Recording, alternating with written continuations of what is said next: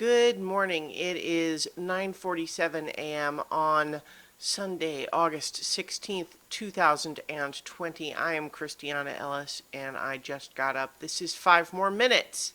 So, today is Sunday, which means that I'm continuing my rewatch of The Legend of Korra with episode 8 of season 2, Beginnings Part 2. So now we conclude the two-parter where we learn the story of how Wan became the first Avatar.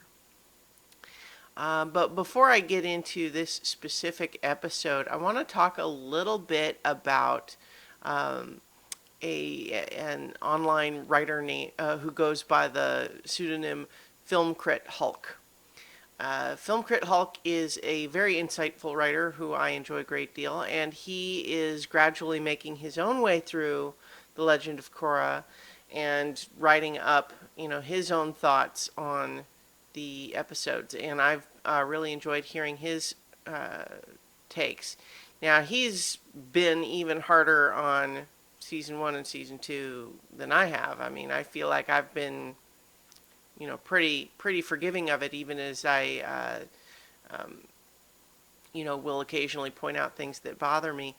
But, he's going after them pretty hard, and in terms of the writing. And I feel like, while I don't feel as strongly as he does, I don't actually disagree with any of his points in terms of where the problems lie. And in fact, his writing helped crystallize for me where some of the difficulty is coming from, I think. And one of those things is, I had sometimes wondered if part of the issue is that they're trying to tell too much story in a shorter number of episodes, because the seasons are shorter than they were for Avatar.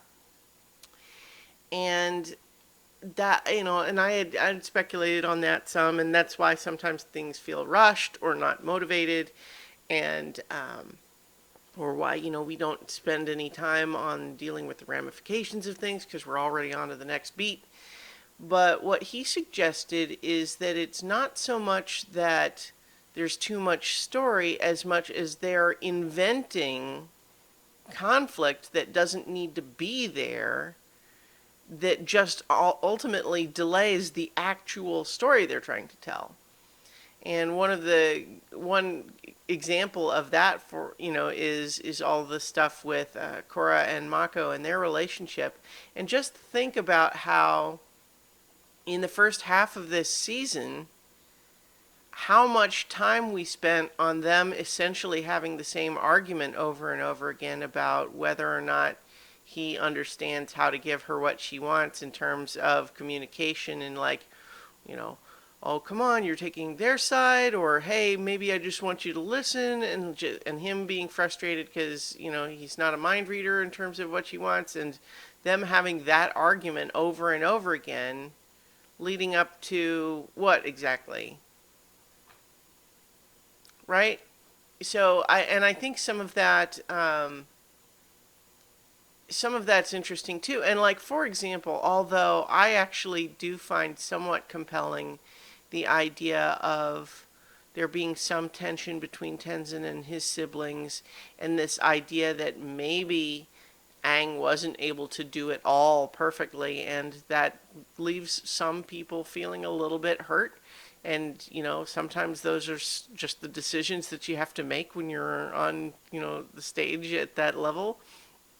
And I feel like some of that's interesting for characters to work through. But it's also true that it's just introduced conflict, right? Like, if there's not an intention to have that conflict be a meaningful part of the overall story, then it's essentially just wheel spinning. It's just a matter of, well, let's come up with something for our characters to do for 4 episodes while we wait for the rest of the story to come back around to them, instead of just having the actual story happen. And gosh, it's hard to argue that happens a lot in this show, or at least up until this point in the show. And seasons 1 and 2, that does happen a lot. We end up with, think about how frustrated I was as we're just dealing again with Korra just falling for Unalaq's manipulations and just feeling like we have to wait 4 or 5 episodes for her to finally figure it out and then move on, instead of having her just say, wait, what? I don't like that. Let's fight about it. Instead of having to say, let's spend 4 episodes with her feeling a little uncomfortable, but I guess I'm going along with it. And I think that that's where some of the frustration is coming from, is that a lot of the conflict in any given episode is really not about the actual main conflict of the story. It's busy work, so to speak, from an emotional perspective.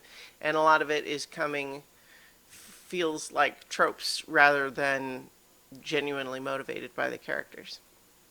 And I mean, honestly, I still like the show, even in these seasons, but I think it does have some weaknesses, and I think it really nails what those weaknesses are. Now, that said, I also, he's much happier getting into season 3. He's ahead of where I am because I'm only doing one per week.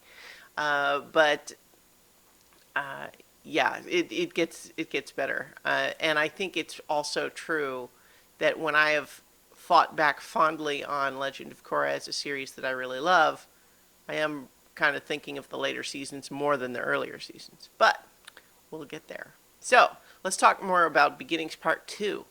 So obviously we left off last time with the story of Juan, who tricks his way into getting the power of fire from the first lion turtle and then is banished into the spirit wilds and learns to live with the spirits, but at the same time also intervenes in a battle between Vaatu and Rava, the spirit of dark and chaos and light and peace, that are, seem locked in a endless conflict.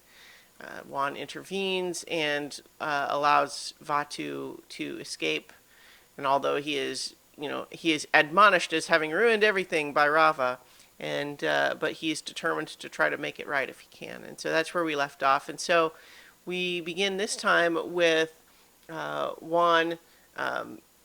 Let's see. So Juan is traveling the land, and he discovers, hey, look, there's another group of people from one of these other lion turtles I heard about, and they have the power of air instead of the power of fire. Pretty cool. He wants to meet them, and as he's trying to meet them, though, Vaatu shows up and starts turning spirits dark, and they attack people. And so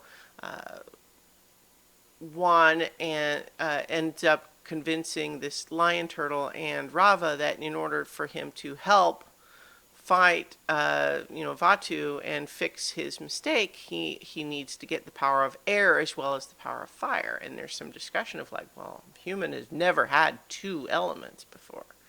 And so there's this idea that in order to be able to manage more than one element, he needs Rava's help. Rava, the spirit, needs to sort of bond with him in order to give him the ability to do these 2 elements.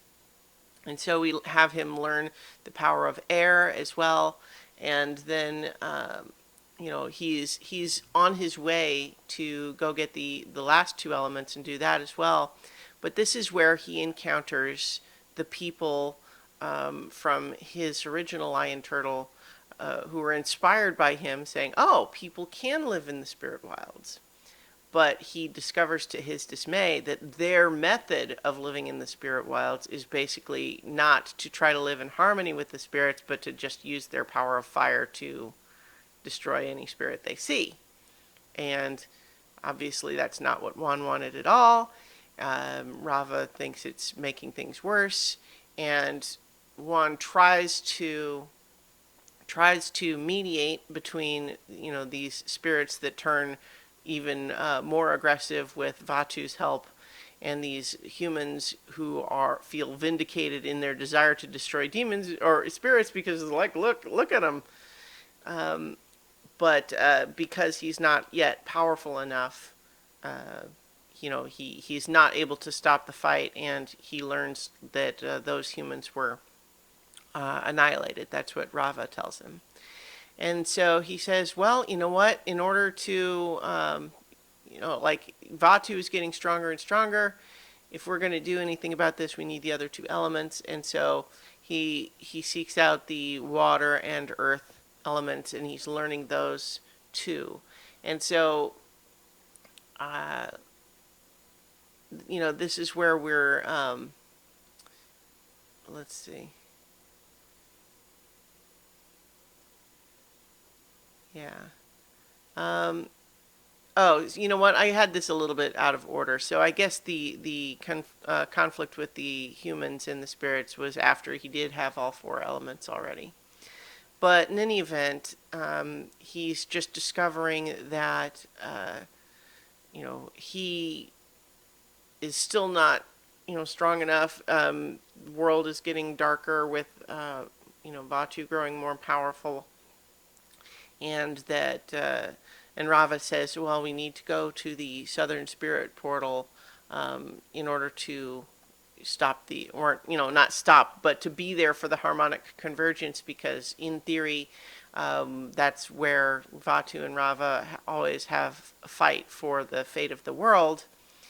And reveals also that, so this spirit of, darkness and the spirit of light fight each other, and if either manages to destroy the other, the destroyed one will eventually reemerge, but the other spirit, the victorious spirit, will have had 10,000 years to just, do whatever they want with the world. And so that's where, that's where the idea is, well, we need to stop Vatu, just because Rava will come back if she's destroyed doesn't mean that it's okay to just let Vatu win. So they fight. Juan obviously is he's completely outmatched on his own, but when Rava tries to merge with him, there's this fear that if she stays merged with him for too long, it will kill him. And there's a lot of tension there because, when she's merged with him, they do well fighting against Vatu, but, he can't take it. And he basically, chooses to be selfless enough to say, I'll do whatever it takes. Even if it kills me, I want to fix my mistake. And then what they end up doing is, he ends up touching the spirit portal, which in a lot of sort of hand wavy, it's not clear why it would work this way, but what we're told is that Rava and Juan get permanently fused together, and so they're not really separate entities anymore. But what that does is finally let Juan force Vatu into the Tree of Time, where he is frozen in his current state, he's imprisoned there.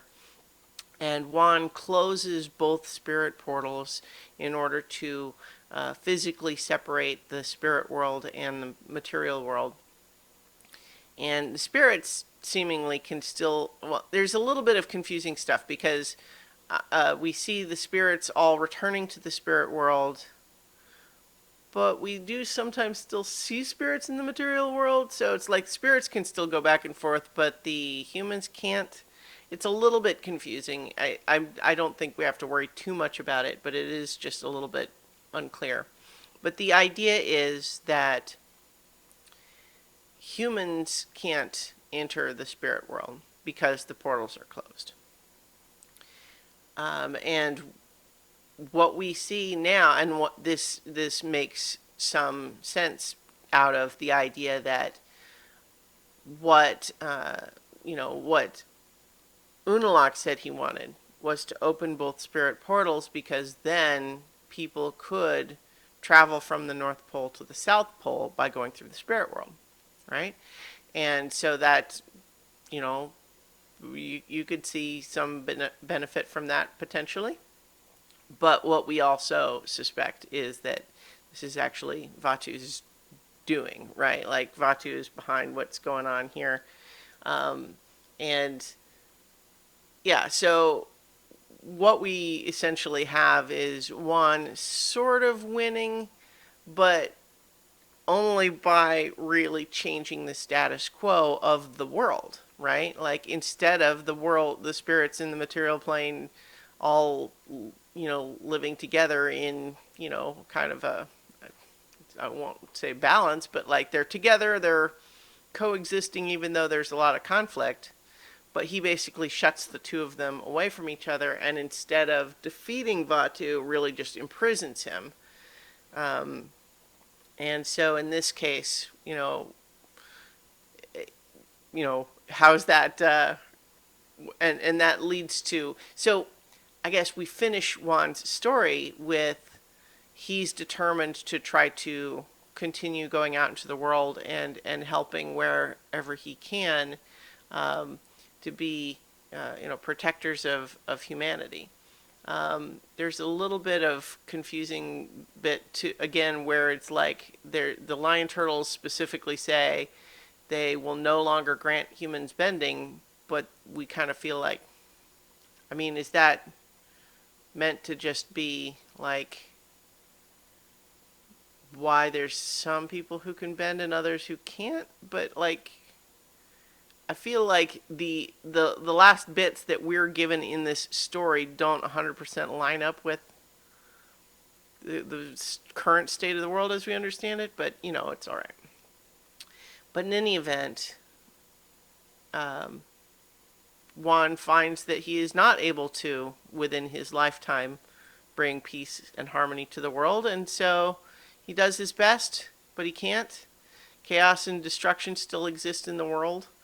And eventually he is, older, dying, and Rava assures him that she'll still be with him in this lifetime and the next, and so sets up the reincarnation and the avatar cycle. And so that's where we have Korra wake up, no longer has amnesia, thank you, and then she knows now that she has to stop Unalaq from messing up the world before this big new harmonic convergence is going to happen. She's given a flying bison and she heads out, woman on a mission. And so I think that this was an interesting little flashback. I kind of like it, but there's definitely pieces of it that feel a little confusing.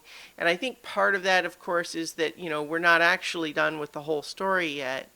There's elements of like, well, did Juan do the right thing? Like, what is the right answer for how to deal with Rava and Vaatu and all of that? And so, the show has more to say on that subject, which is why we're not done with the season yet.